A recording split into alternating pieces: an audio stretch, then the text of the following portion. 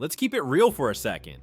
DJ Khaled's whole image is starting to fall apart. The man who built a career on good vibes only and shouting another one might have just exposed himself as one of the biggest pretenders in the game. Because one thing about energy, it always tells the truth. You ever look at someone and just feel something's off? That's Khaled. And when Ace Hood finally spoke up about what went down between them, everything started making sense. Khaled didn't just lose a friend, he played one. And now, the payback is showing up from every direction. Drake's quietly keeping his distance. Fans are clowning him online, and even his own community is calling him out for saying nothing about what's happening back home in Palestine. For years, Khaled's been floating off the talent of others, acting like the genius behind the curtain when really he was just the loud hype man holding the mic. But now, the same industry that made him a star seems to be saying, we don't need another one. Now, to be fair, Khaled didn't appear out of nowhere. He's been around since the early 2000s, doing radio, hanging with Terror Squad and Fat Joe, and putting Miami's sound on the map. And when Snapchat blew up, Khaled became its unofficial king. Before most rappers even learned how to post stories, he was out here turning motivation into a full-blown lifestyle brand. And for a while, the music hit.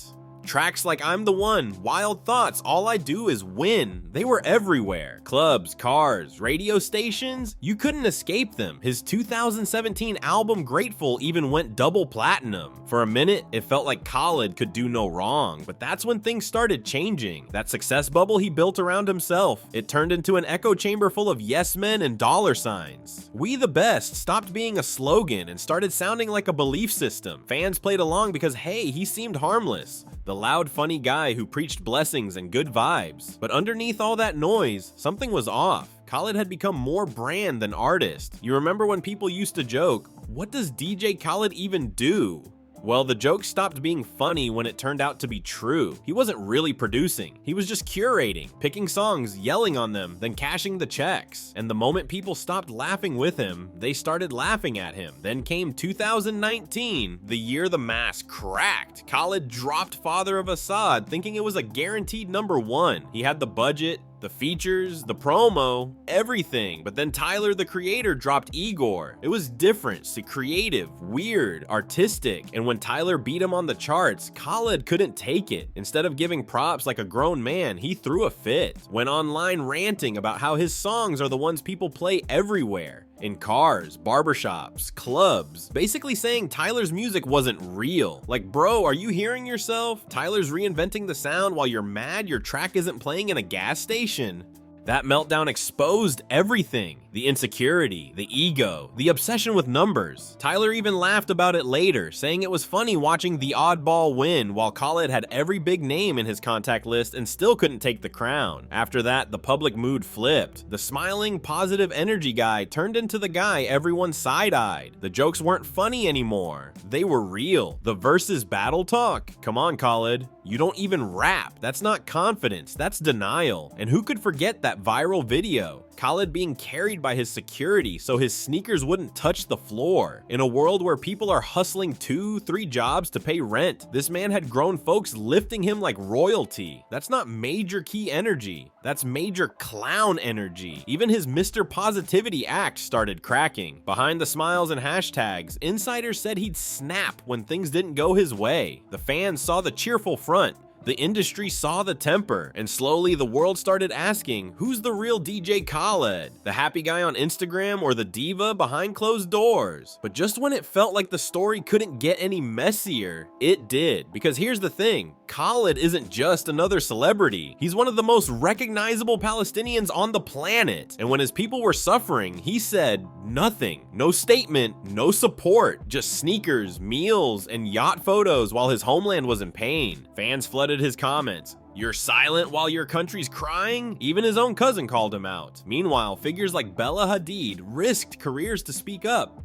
And Khaled, he chose comfort, he chose the bag. And if you think this was the first time, nope. Back in 2016, he performed for a brand tied to the same controversy. People from his community called it a sellout move. And when comedians started using him as a punchline, like that clip where DL Hewley joked about Khaled being the only person from his country eating good, the love was gone. And when even Dave Chappelle joked about it, yeah, that was the nail in the coffin. Because in hip-hop, once the laughter turns against you, the fall has already started. So what do you think? Did DJ Khaled's silence finally expose who he really is? Or do you think fans are being too harsh? Drop your thoughts below. I'm reading every comment, and now it's crystal clear. The very people Khaled once claimed to represent, they're not rocking with him anymore. They see through the show. He chose comfort over courage, luxury over loyalty, and once people label you a sellout, that name sticks. Traitor, fake, all talk. Those words don't wash off easy.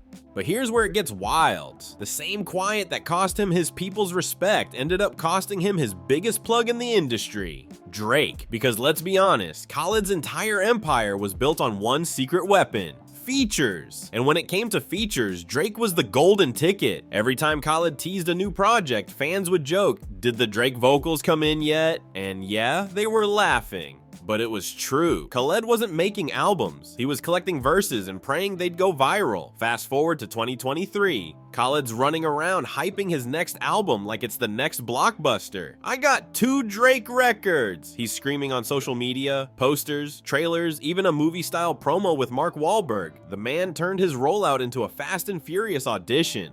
But the funny part, it wasn't about the music. It was about Drake. Then February 2025 hits. Khaled finally makes the big announcement, and Drake shuts it all down with just one line: "Must be Drake Bell." Boom, internet meltdown. The memes wrote themselves. Foreign aid cut off. Drake just ended Khaled's campaign. Within hours, Khaled deletes the post like it never happened. And that's when everyone knew the partnership was dead. But that tension, it didn't start overnight. The cracks had been forming for years. That brother for life talk, yeah, that was just for the cameras. Behind the scenes, Drake was getting tired of the constant begging.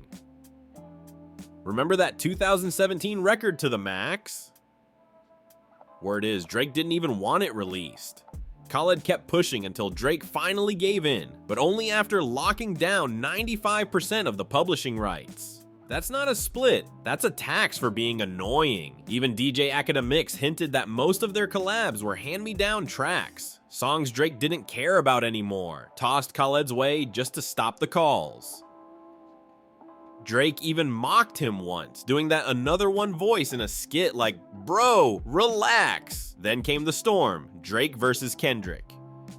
The rap war that split the game. Everybody chose sides. Future, Metro, Ross, The Weeknd. It was chaos. And Khaled, silent. This is the same man who called Drake family, but when the whole world was coming for his so-called brother, Khaled didn't say a single word. No support, no loyalty, just radio silence. And when the dust settled, Drake dropped that line. Friends treated like family, they were just hanging around. You feel that one different when you realize who he might have been talking about. So by the time Khaled popped back up, shouting about 2 Drake songs, Drake was like, "Nah.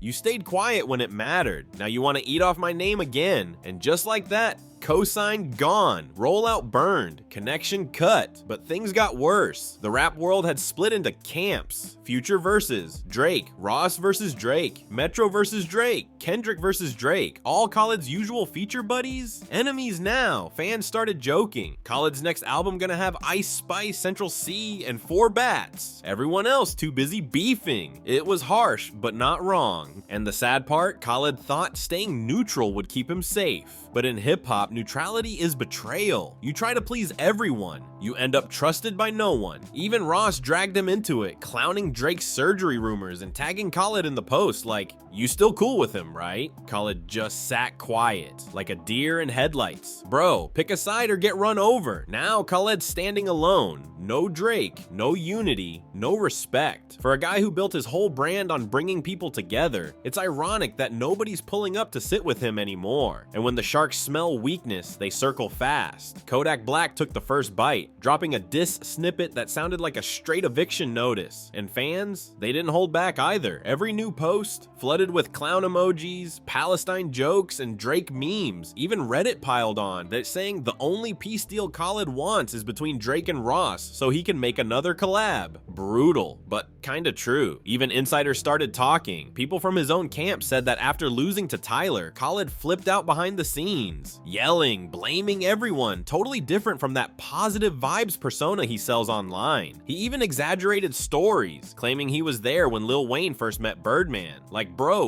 Wayne was a kid. Chill. That's the pattern with Khaled. Stretch the truth, play both sides, then act shocked when it all backfires. The fun, lovable meme guy turned into the uncle who still thinks shouting catchphrases makes him cool. And now, both the internet and the streets are laughing at him. And once hip-hop starts laughing at you, not with you, it's hard to come back. At the end of the day, Khaled's biggest mistake wasn't losing Drake. It wasn't even the scandals. It's that he never built his legacy on respect. He played it safe, chased trends, hid behind features instead of standing as an artist. Because you can buy sneakers, you can buy cars, even mansions, but you can't buy credibility. And once that's gone, the career follows. But what about you? Do you think Khaled's run is really over? Or does he still have one more comeback left in him? Drop your thoughts below. I want to hear from you. And if you haven't already, hit that subscribe button so we can keep breaking down stories like this every week.